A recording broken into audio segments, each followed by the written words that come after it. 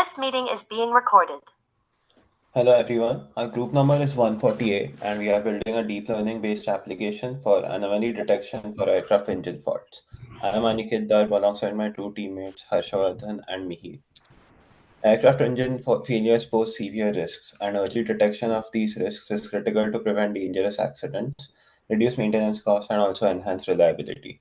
The challenge lies in detecting subtle anomalies in aircraft engine sensor data, which have complex temporal patterns and degradation trends influenced by real world operational conditions like altitude and throttle changes.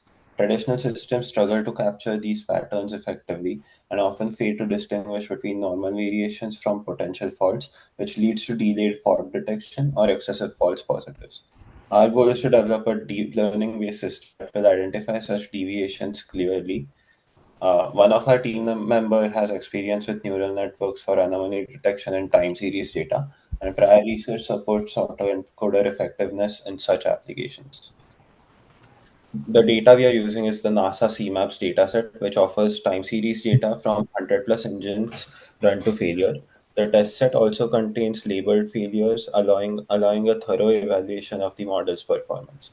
The model is trained using a dataset which has 21 sensor features and 3 operational settings for a total of 24 features, and using a batch size of 32. The data is organized for each engine unit, which runs for multiple cycles, and the model will output the remaining useful life for each unit at each cycle.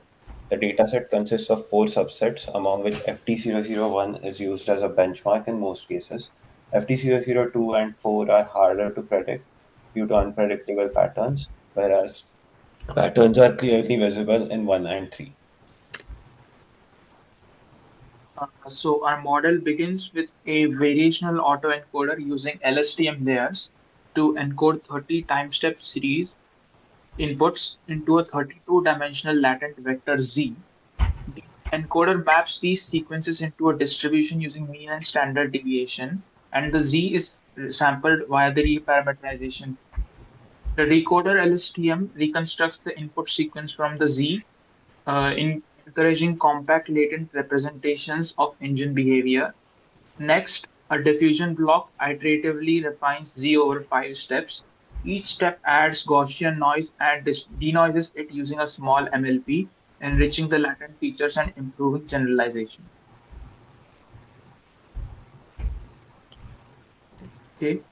Next, we present the reasons for using the various component models. We use the VAE LSTM encoder decoder because it captures temporal degradation patterns, and the variational bottleneck ensures generalization across engines and conditions. We use the diffusion block because it refines latent representations via iterative noise denoising. And we use the MLP regressor such that it maps the refined latent vector to the scalar RUL. And this works because it is lightweight yet sufficient for regression over compressed features. Next, let's look into the optimization and additional details of the model. The dataset we used, as we mentioned before, is the NASA CMAPS dataset. For the pre-processing step, we use normalized sensor features using min-max scalar. We compute the remaining useful life. This is clipped at 125. For now, coming to the sequence construction. For the training part, we use a sliding window of length 30. For the testing, we use the last sequence cycles per unit. For optimizations, we use the Adam optimizer. And our training strategy is we perform joint training of VAE, diffusion block, and regressor. And the performance is tracked with RMSE and MAE. The loss function used is total loss equal to reconstruction loss plus zero point 0.1 times of KL divergence plus REL prediction loss. That is in terms of mean square error. Now let's look at the performance of our model based on the MAE scores. The autoencoder is the baseline model, whereas the VA-LSTM is the current model we are using. Our model outperforms the previous baseline model and the LSTM model in all cases. We tested on the LSTM model for a base reference as the LSTM models are most commonly used in time series data. These are the changes we have made to our baseline model for improving the accuracy of our predictions. This slide is used to highlight the need for the use of MLP regressor. Furthermore, the results show that we clip the RULs at 125.